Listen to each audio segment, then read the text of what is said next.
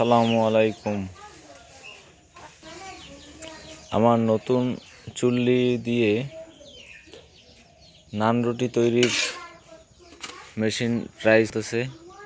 দুটো করে রুটি দেওয়া যাচ্ছে এবং এটা ধোয়া নাই বললেই চলে, কোনো ফ্যান ব্যতীত।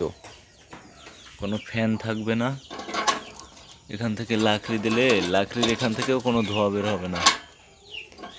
এবং এইখানে আপনার আছে ছাই ফেলানোর ড্রয়ার আছে এবং আপনার অক্সিজেন যাওয়ার জন্য আপনার আছে, লাইন করা আছে।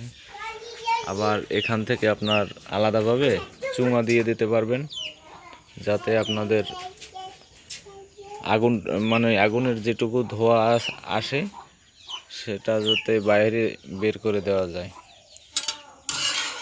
তো নান রুটি বানাই নিজেই খাইতেছি আগে।